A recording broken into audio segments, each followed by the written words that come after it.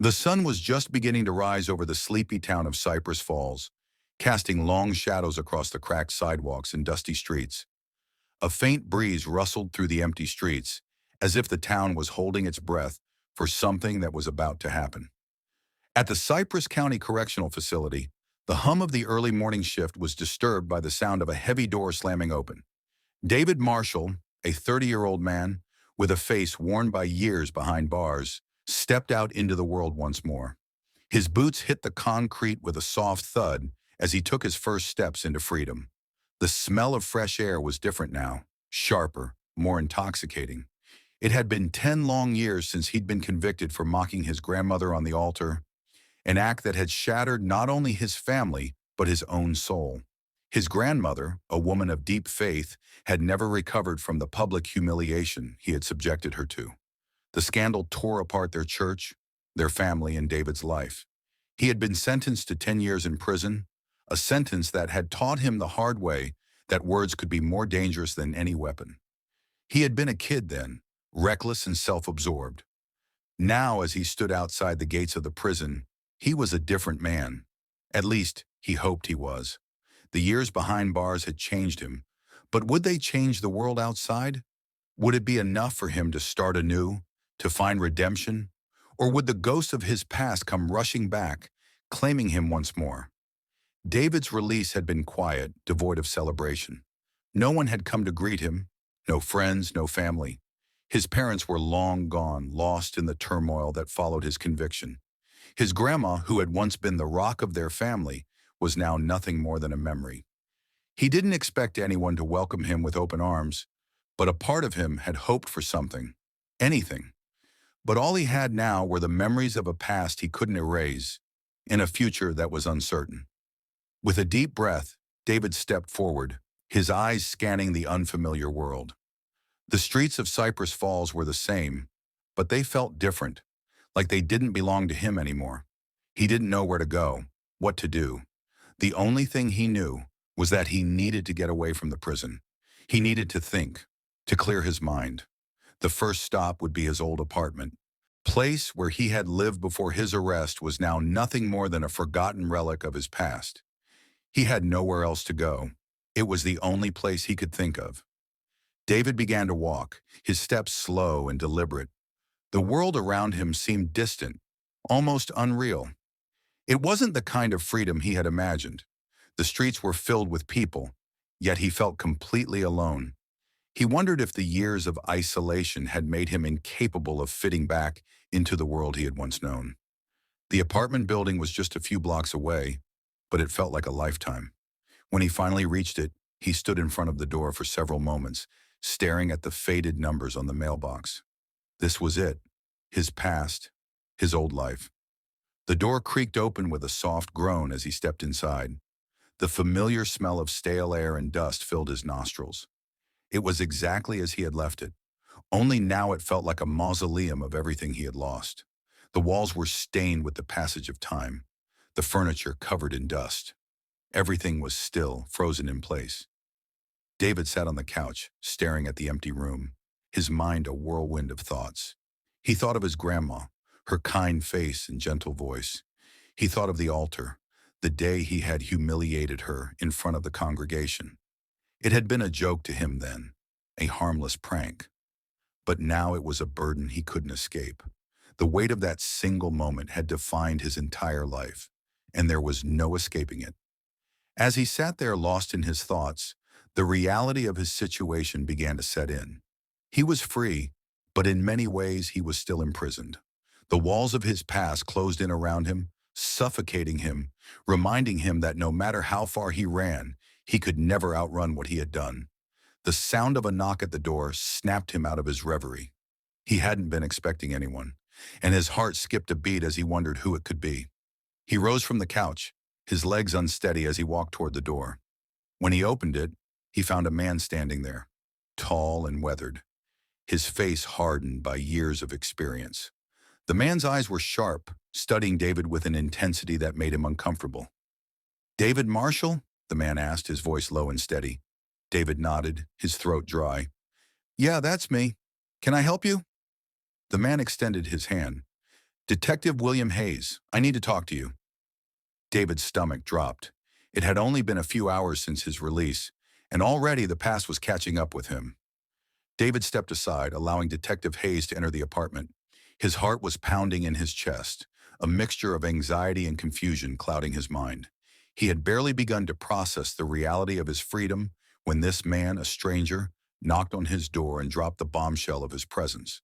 Detective Hayes didn't look like someone who made idle visits. His gaze was calculating, sharp, as though he could see right through David, peeling back the layers of his past with every glance. "Can I offer you something to drink?" David asked, his voice faltering slightly. Hayes ignored the offer, his eyes scanning the apartment as he walked past David into the dimly lit living room. "No need. I'm just here for a conversation," the detective replied, his voice deep and steady. David closed the door behind him, his mind racing with questions. Why was he here? What could he possibly want with him after all these years? He had done his time, hadn't he? His sentence had ended. What was there to talk about? David took a seat on the couch, the worn cushions creaking under his weight. Detective Hayes chose the armchair across from him, settling into it with ease, as though he had done this 1,000 times before. His gaze was now focused entirely on David. "Detective Hayes," David said, his voice shaking slightly. "What's this about? Why are you here?" The detective didn't answer immediately. Instead, he pulled out a small notebook from his jacket pocket, flipping it open to a page where he had clearly written something. He glanced at it briefly, then looked back at David. "David, I'm not here to accuse you of anything today. Not yet, at least. I'm here to ask you a few questions about your past, about your grandmother." David's chest tightened at the mention of his grandmother. His throat felt dry, and he could feel the weight of that moment, the one that had changed everything, pressing down on him again. "You must be mistaken," David said, forcing a calm tone. "My grandma died while I was in prison. It's been years. I haven't been involved in anything since then." Detective Hayes didn't flinch. His expression remained neutral, but his eyes never left David's. "I know your grandmother died, David," Hayes said, his voice almost gentle now. "But the thing is, her death was never properly investigated." David felt a cold shiver run down his spine. "What do you mean? She died of old age. That's what the doctor said." The detective leaned forward slightly, folding his hands together as he did. "David, when a person dies, there's a procedure, an investigation, an autopsy. We didn't get that with your grandmother. The paperwork was incomplete, and there were no real answers." David swallowed, his mind racing. His grandmother had always been frail, but she had never been unhealthy enough to be suspicious. She had died quietly in her sleep. That was the official story. "Are you saying her death was suspicious?" David asked, his voice betraying a hint of panic. "I'm not saying anything yet, but I need to ask you a few questions," Hayes replied, his eyes narrowing. "I need to know exactly what happened between you and your grandmother before you went to prison, and I need you to be honest with me. This isn't just about her death anymore. This is about what you did to her and how it might have contributed to everything that followed." David felt a knot form in his stomach. He had been prepared to deal with the shame of his past, the humiliation, the mocking laughter from the congregation. But he had never once thought it would come back to haunt him in this way. He had always justified his actions back then, telling himself it was just a prank, a joke gone too far. But to hear the detective talk about it like this, about the potential consequences, it made David's heart race. "Look, I've already paid for what I did," David said, his voice now rising with frustration. "I spent 10 years in prison for it. I've served my time, I've tried to change, and I'm not the same person I was back then. Why are you bringing this up now?" Detective Hayes remained calm, unfazed by David's outburst. "Because there's more to this story than you realize, David. More than anyone knows. You might think your punishment is over, but it's only just beginning." David felt a chill run through him as Hayes's words sank in. Something was off. Something about this investigation didn't feel right. Was it possible that his past was far from being buried? Was it possible that the consequences of his actions hadn't ended with his prison sentence? The detective's gaze softened slightly, but it didn't hold any sympathy. It was a look of understanding, of someone who had seen too many broken people in his time. But that look also carried an unspoken warning. "Tell me, David," Hayes began, his voice now quieter, more deliberate. "Why did you mock your grandmother in the first place? Why did you humiliate her in front of the whole congregation?" David flinched. That question, the one that had followed him for years, the one he could never fully answer, had now been asked out loud. He hadn't prepared himself for it. "I don't know," David said, his voice barely above a whisper. "I was young, stupid. I thought it would be funny. I never thought it would tear everything apart like it did." The detective didn't respond immediately. Instead, he stared at David, his eyes searching for any sign of deception. After a long pause, he spoke again. "Was there anything strange about your grandmother in the days leading up to your arrest? Anything at all?" David's mind flashed back to those last days with her. He could remember the look in her eyes when she had come to visit him in prison, just before his trial. There had been a sadness there, a deep sorrow that hadn't been there before. But that was months after the incident. Before then, she had seemed normal. She was just old," David replied, his voice shaking. "She wasn't the same after what I did, but she never acted out of the ordinary." Detective Hayes nodded slowly, his eyes never leaving David's face. "That's what you think. But I have reason to believe there's more to it. There's always more." David's mind raced as the detective's words echoed in his ears. There was no way he could go back and change the past. But now it seemed like the past wasn't finished with him yet. Hayes was digging deeper into his life than anyone ever had before. And it was clear that the truth, whatever it was, had yet to come to light. David wasn't sure if he was ready to confront the full weight of his actions. But one thing was clear. The past had caught up with him, and he was going to have to face it, no matter how painful it would be. Detective Hayes sat silently, his gaze steady and unrelenting, as David tried to gather his thoughts. The room felt suffocating, the air thick with tension. David's mind was a storm of confusion and fear. He had always known that what he had done to his grandmother, mocking her in front of the congregation, making her the butt of a cruel joke, had been terrible. But hearing Detective Hayes talk about her death, the lack of an investigation, and the possibility that it hadn't been a simple death of old age, made David's stomach churn. For the first time since he had been released from prison, David felt the weight of his past pressing down on him in a way he couldn't escape. It wasn't just about the ridicule anymore. It was about something deeper, something darker. The detective was trying to uncover something, and it wasn't just about what had happened on that fateful day at the altar. It was about the chain of events that had followed, events that David had buried deep in his mind. "So," Detective Hayes broke the silence, his voice cutting through the tension like a knife. "I need to know more. What happened after you humiliated your grandmother? How did she react? What did she say to you afterward?" David shifted uncomfortably in his seat, his hands trembling as he clasped them together in his lap. The memory was vivid, still raw in his mind, though he had done his best to push it away. It wasn't just that day," David said, his voice barely above a whisper. "She had always been such a strong woman. She raised me after my parents died. She was everything to me. But after the incident at the church, it was like she died a little inside." Detective Hayes' eyes never wavered. "What do you mean by that?" David hesitated, taking a deep breath. He wasn't sure how much to reveal, but he knew that the detective was looking for something that might connect the dots. He had no choice but to be honest now, even if it meant confronting the darkest parts of his past. "She stopped coming to church after that. I tried to visit her, but she would always say she was too tired or that she wasn't feeling well. She, she looked different, like something inside her had broken. She never said it, but I could see it in her eyes. She never forgave me, not really." David felt his throat tighten as the words left his lips. The weight of his grandmother's pain had followed him into prison, and now it followed him into this conversation. He had always told himself that his grandmother was strong enough to move on, but the truth was far more complicated. "And you didn't think that might have played a role in what happened to her?" Hayes asked, his voice steady but probing. David shook his head. I mean, I don't know. I never thought it could lead to something like that. She just faded away. And what about the months leading up to her death? Did she have any visitors? Was anyone else close to her? Hayes pressed. David frowned. He had no memory of anyone visiting his grandmother during those months.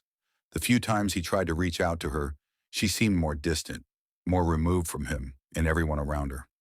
No, David answered, his voice thick with the regret he had carried for years. She was alone. She always was after the church incident. She didn't have any friends, not really. I was all she had left, and I messed that up. The detective was quiet for a moment, letting David's words hang in the air. The longer he stayed silent, the more David felt the walls closing in. David, Hayes said finally, his tone softer but no less intense. I've looked into the details of your grandmother's death. I've spoken with some people who knew her, and I found something unusual. It seems she wasn't as alone as you think. David's heart skipped a beat. What do you mean? People close to her. They told me she had been acting strangely in the weeks before she died, Hayes said. Some said she was afraid but wouldn't say why. Others reported strange visitors to her house, people she didn't mention to you.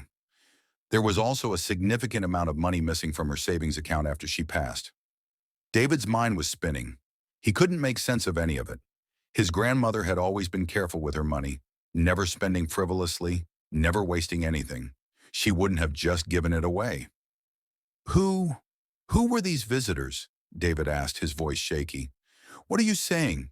You think someone was involved in her death? I'm saying there's more to this than you realize, Hayes replied, his voice firm. I'm not jumping to conclusions, but something isn't adding up. You're telling me your grandmother was alone, that she pushed everyone away. But the truth is, there were people who came and went from her life in the months before her death. And that's something I need to know more about. David felt the room spin around him. This was impossible. His grandmother had died in peace, or so he thought. The guilt over what he had done to her, the humiliation, had always lingered. But now there was the possibility of something far worse. Hayes leaned forward, his gaze never leaving David's face. And I need to know, David, if you ever saw anything suspicious, anything at all that could point to someone else being involved in your grandmother's death. I need to know if you're hiding something. David was frozen. The question hung in the air, like a noose tightening around his neck. He wasn't sure if he could handle this. The thought that his actions had led to something more, something that could have cost his grandmother her life, was unbearable. He was desperate for answers, for closure. He had spent years thinking that he was the cause of her pain. But what if there was more? What if her death was more than just the consequence of his betrayal? David tried to calm himself, but his mind was racing. He thought back to the last days he had spent with her before he was arrested. Had he missed something? Had there been any indication that something was wrong, that someone had been hurting her? I don't know, David admitted, his voice breaking. I wasn't there for her like I should have been. I don't know what was happening with her. I was too selfish.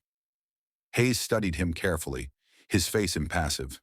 David, you might not have been there, but there are others who were, and I need to know everything you can remember.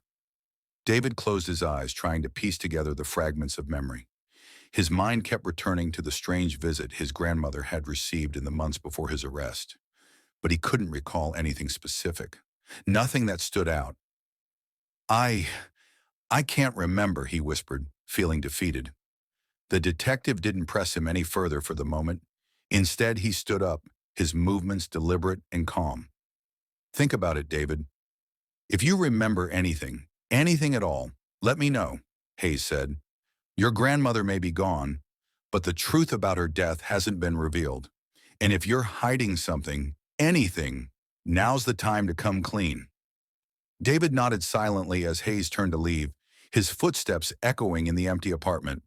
The door clicked shut behind him, and David was left alone in the silence, his mind in turmoil. There were so many questions, so many things he hadn't considered. Was his grandmother's death really the result of his cruelty, or had something else been at play all along? The truth was still out there, buried beneath a web of lies and misunderstandings. And David knew that if he was ever going to move forward, he had to face the secrets of his past, no matter how painful they were. David spent the rest of the day in a daze. The hours blurred together as he moved through his apartment aimlessly. His thoughts kept returning to the conversation with Detective Hayes. It felt as if the past, which he had tried so hard to bury, was clawing its way back into his life. The truth about his grandmother's death, her strange visitors, the missing money, and the possibility of foul play had ignited a firestorm in his mind. He couldn't shake the image of her face when she had visited him in prison. She had been so frail, so lost in herself. But there had been something else there too, something that had seemed out of place. It was as if she had been carrying a burden, a secret she had never shared. But what could it have been? David walked over to the small desk in the corner of his apartment, where old papers and photographs were scattered. His hands trembled as he sifted through them, desperate for anything that could provide a clue. A faded photograph caught his eye. It was a picture of him as a child, standing next to his grandmother in front of their old house. She was smiling, her face full of warmth and love.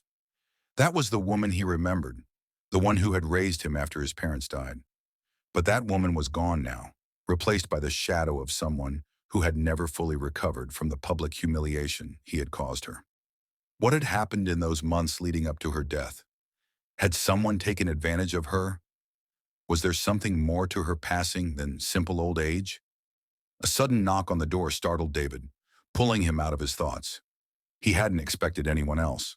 Not now, not after the confrontation with Hayes. He stood frozen for a moment, his heart pounding in his chest. The door rattled with another knock, more insistent this time. He reluctantly walked over and opened it. Standing there just outside his apartment was a woman. Her appearance was unexpected, unlike the usual visitors David had been used to in prison.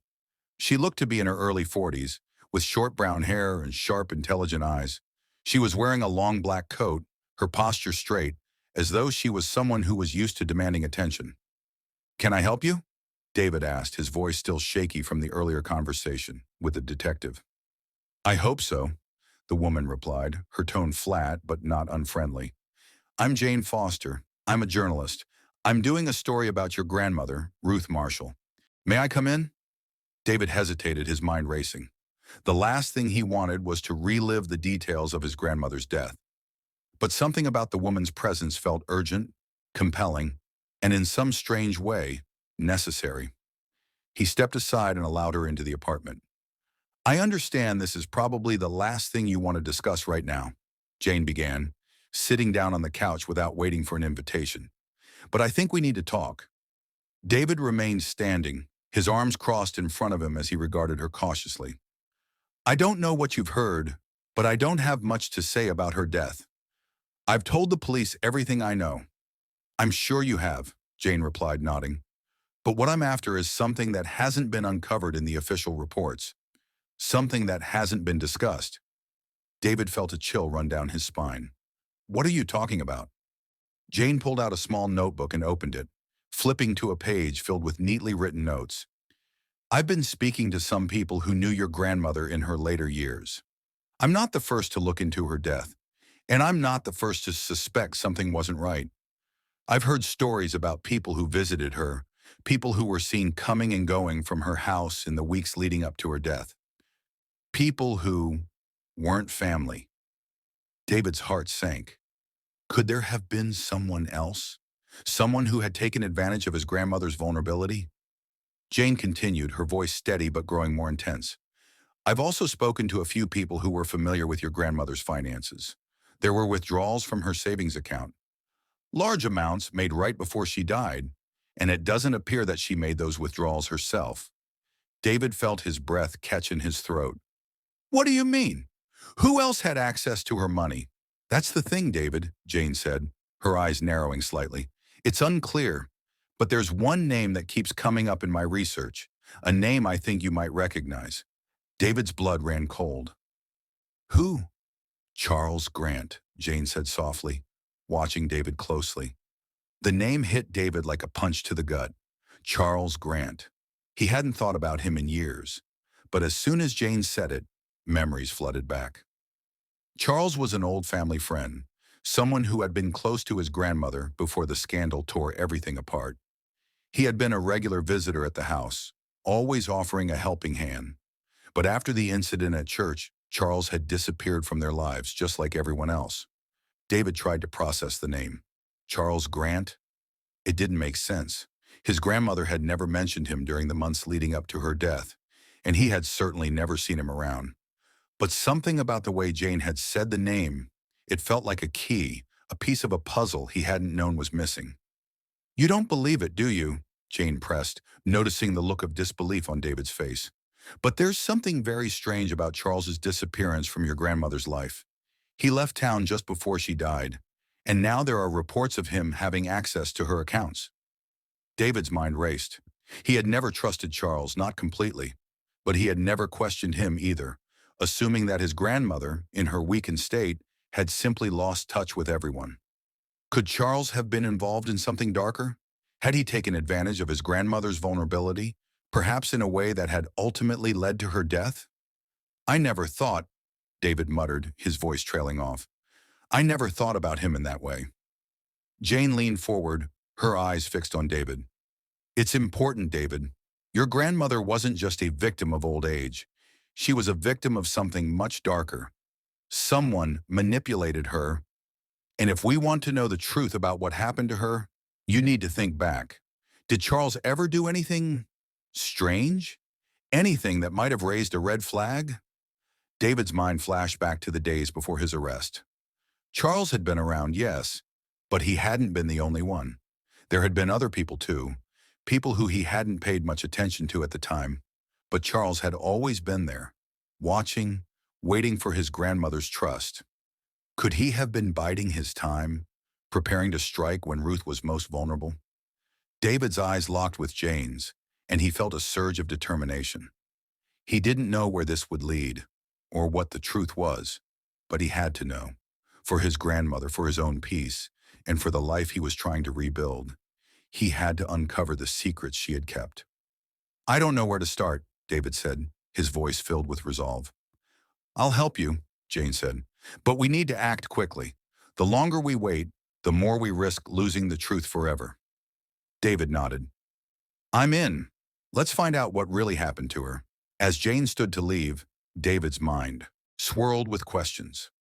The past was no longer just a memory. It was a puzzle that was finally beginning to come together, and the pieces were pointing toward Charles Grant. The sun had barely risen the following morning, but David was already awake, pacing back and forth in his small apartment.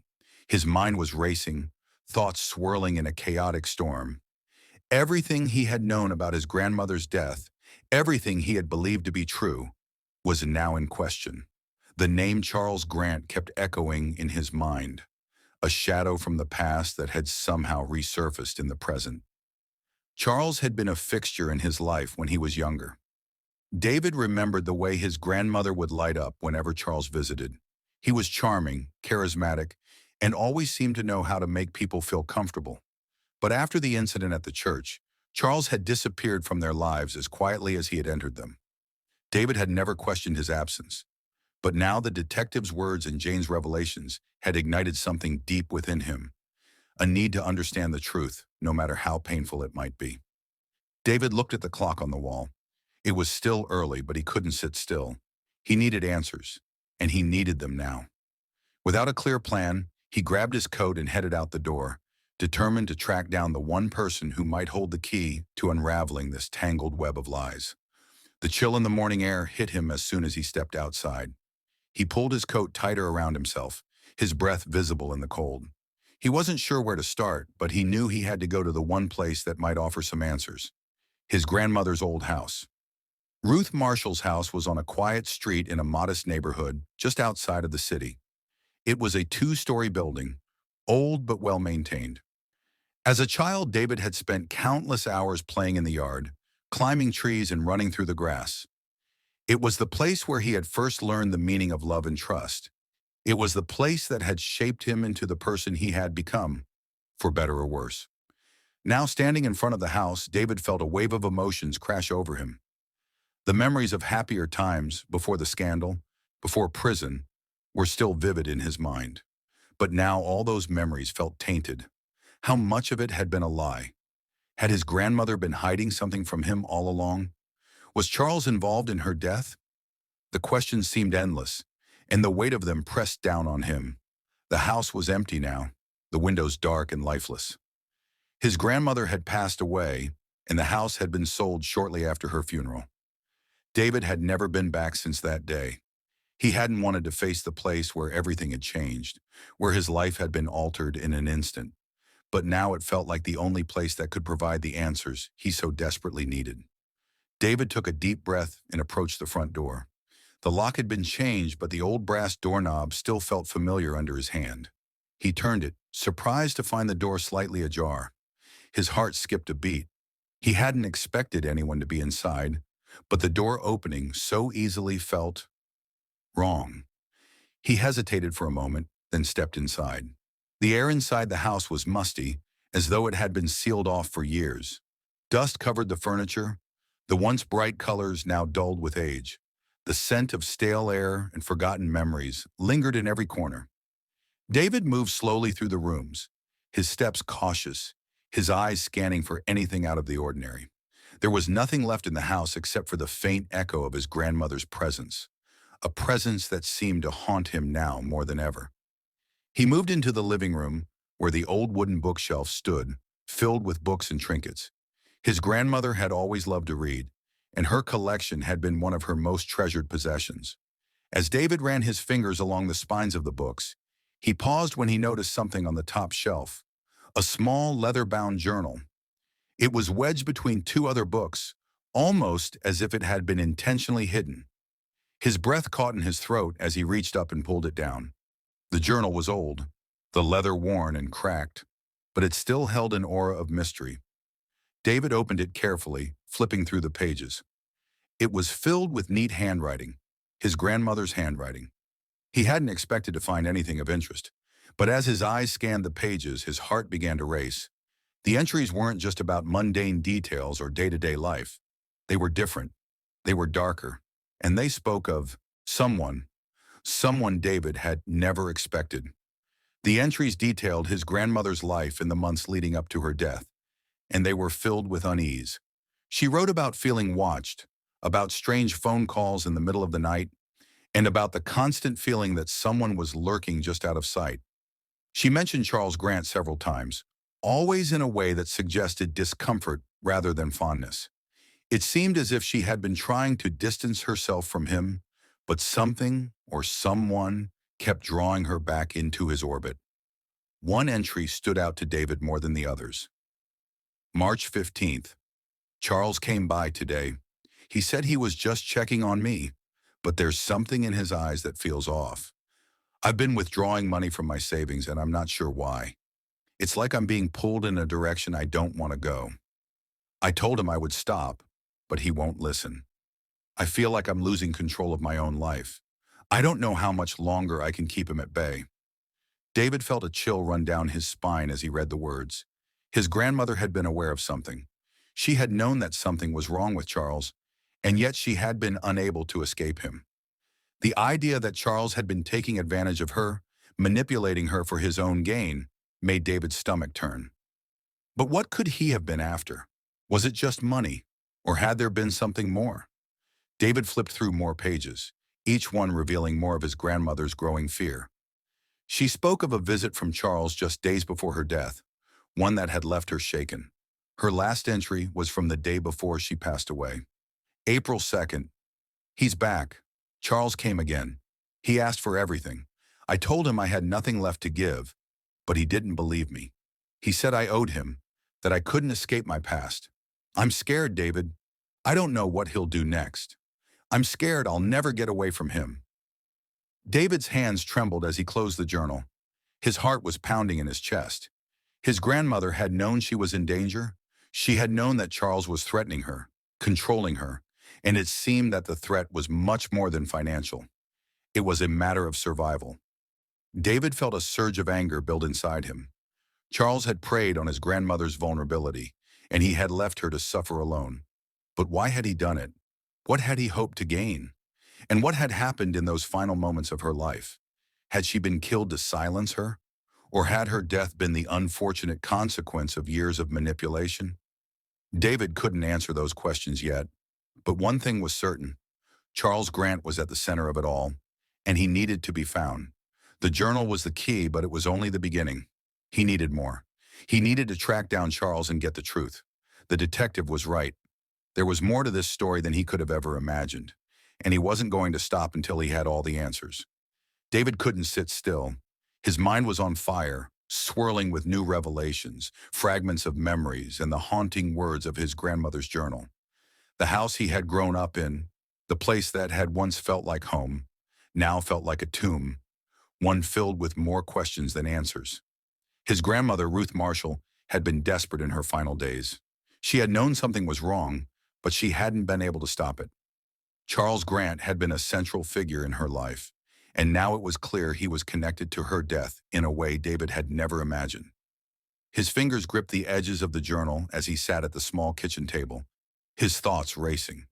The more he read, the clearer it became. Charles Grant was not just an old family friend. He was a predator, one who had used his charm and influence to manipulate Ruth, and perhaps even worse. The idea that Charles might have been involved in her death sent chills down David's spine. But why? What had motivated him to push his grandmother so far? And why had no one ever questioned his sudden disappearance? David closed the journal, took a deep breath, and made a decision. He couldn't wait for answers anymore. He needed to confront Charles. If Charles was still alive, if he was still somewhere out there, David needed to find him before it was too late.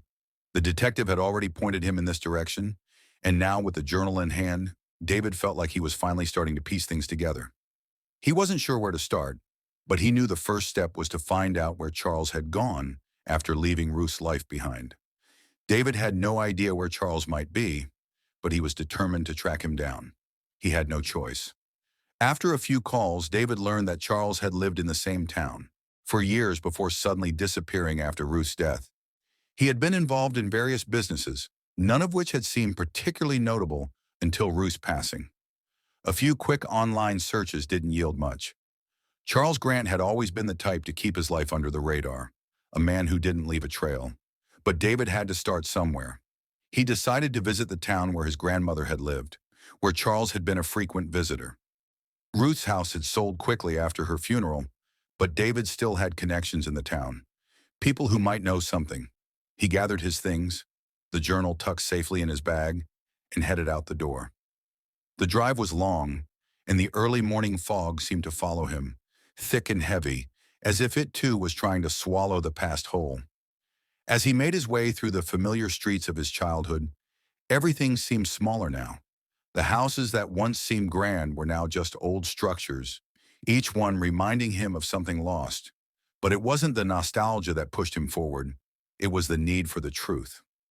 When he arrived in town, David stopped first at the local diner, a small, well-worn place where people still came to gossip and share the day's news. The familiar clink of silverware and low murmur of conversation greeted him as he stepped inside. He spotted an older man sitting at the counter, his wrinkled hands wrapped around a coffee mug. The man's name was Bill, a former neighbor of his grandmother's, someone who had always been friendly but distant after the church incident. David approached him cautiously. "Bill, you remember me? David Marshall?" Bill turned slowly, his weathered face creasing into a half-smile. "Well, I'll be damned. David Marshall. You're out of prison, huh?"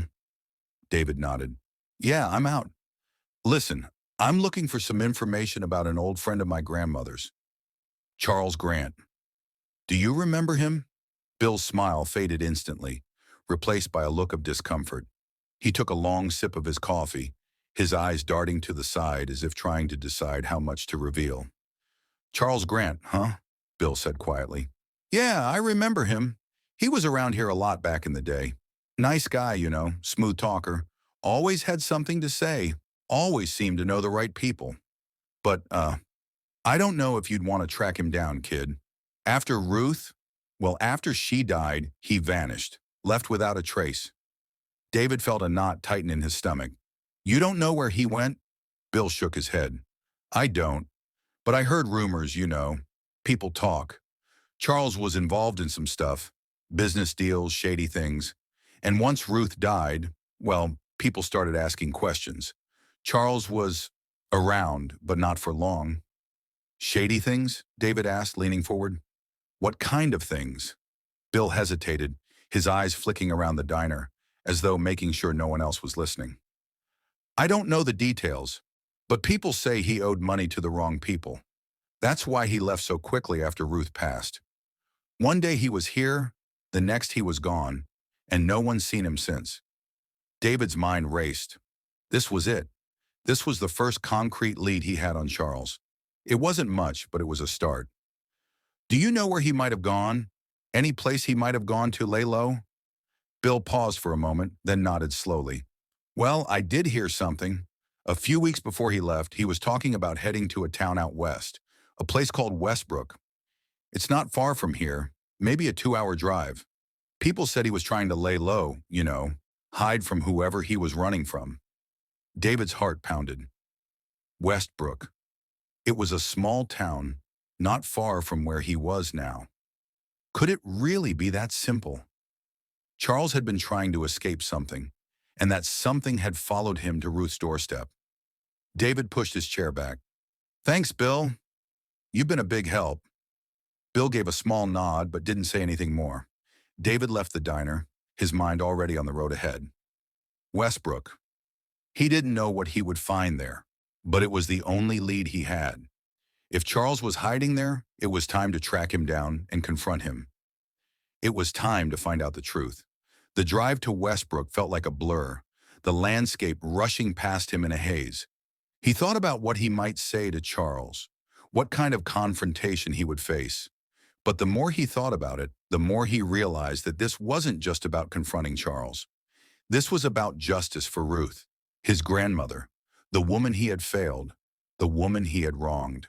When he finally arrived in Westbrook, the town was quiet, almost eerily so. It was a place that seemed frozen in time, a town that had been forgotten by the outside world. David parked his car in front of a small, run-down motel and stepped out into the crisp evening air. His instincts told him this was the place Charles might be hiding, but whether he would find answers or danger, he didn't. No, he wasn't going to stop until he found Charles, not for his own sake, but for Ruth. She deserved the truth, and David wasn't going to rest until he uncovered every secret that had been buried with her. David stepped out of his car and into the dusty parking lot of the small motel in Westbrook, his boots crunching against the gravel beneath him. The night air was cold, a sharp contrast to the heat of his growing anger and frustration. He had driven for hours, searching for answers that seemed just out of reach. Now, standing in front of the rundown building, he couldn't shake the feeling that he was finally standing at the crossroads of everything he had been searching for. This wasn't just about Charles Grant anymore.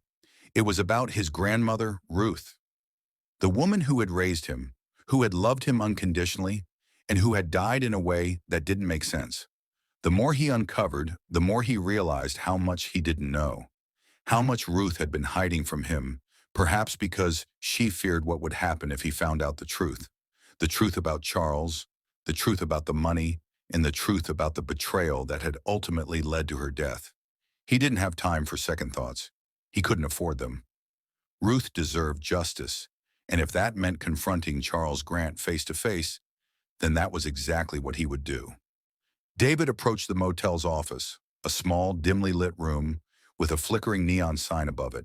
The air smelled stale, tinged with the scent of old coffee and smoke. The receptionist, a tired-looking woman in her 50s, sat behind the counter, tapping idly on a keyboard. He cleared his throat. "Excuse me, ma'am. I'm looking for someone. A man named Charles Grant. Does he stay here?" The receptionist looked up from her computer screen, her tired eyes flicking over him. "Charles Grant?" She hesitated, her fingers pausing above the keys. "Yeah, I remember him. He was here a few weeks ago, but I haven't seen him since." "Do you know where he went?" David pressed, his voice tight with urgency. The woman frowned, clearly not wanting to get involved. "Look, I'm just the desk clerk, okay? I don't know where he went, but I can tell you he didn't leave a forwarding address. If you're looking for him, I suggest you check the bar down the street. That's where he used to hang out. He probably went there before he left." David didn't hesitate. "Thanks. That's all I needed." He turned and walked out of the office, heading toward the street. The small town of Westbrook felt like a ghost town, the streets empty and silent except for the occasional car passing by. The wind picked up, rustling the leaves of the nearby trees, but otherwise everything was still. It was as if the town was holding its breath, waiting for something to happen. The bar was a short walk away, its neon sign flickering in the dim light of the evening. The sound of music and muffled conversation spilled out of the door as David approached. He could hear the clink of glasses, the low murmur of voices, the kind of place where people went to forget their troubles, to drink and talk about things that didn't matter. But David wasn't there to forget. He was there to uncover the truth. He pushed open the door and stepped inside. The bar was dark, the air heavy with the smell of alcohol and smoke. A handful of patrons sat at the bar, nursing their drinks. The bartender, a burly man with a grizzled face, looked up as David walked in. For a moment they exchanged a glance, and David could see the recognition in the bartender's eyes. He wasn't sure how, but he knew he had been expected. David made his way to the bar and took a seat, his eyes scanning the room. The bartender slid a glass of water in front of him without asking, as if he knew David wouldn't be staying long. "Looking for someone?" the bartender asked, his voice low and gravelly. David nodded. "Charles Grant. Do you know where I can find him?" The bartender's face hardened at the mention of the name. He didn't respond immediately, instead wiping down the counter, as if the question hadn't registered. But after a long pause, he finally spoke. "You're not the first to come looking for him," the bartender said quietly, leaning in. "I've heard a lot of people asking about him lately. Some of them aren't the kind of people you want to be dealing with." David's pulse quickened. "What do you mean? Where is he?" The bartender sighed, clearly reluctant to say more. "Charles came through here a few weeks ago, right after you left town. He wasn't the same. Nervous, agitated, he talked like he was running from something. I don't know where he went after that, but I heard he was planning to leave for good. Something about a clean break. I don't know the details, but I don't think he's coming back." David leaned forward, his eyes narrowing. "Did he mention why he was leaving? Was he in some kind of trouble?" The bartender hesitated, glancing over his shoulder as if ensuring no one was listening. "Look, I don't know much, but I heard him talking to someone the night before he left. A man. They were talking about a deal gone wrong and some debts Charles couldn't pay. I don't know who the guy was, but the tension in that conversation, it wasn't normal." After that, Charles disappeared, left without a word. David's heart thudded in his chest. A deal gone wrong? Debts Charles couldn't pay? The pieces were starting to fall into place, but it wasn't enough. Not yet.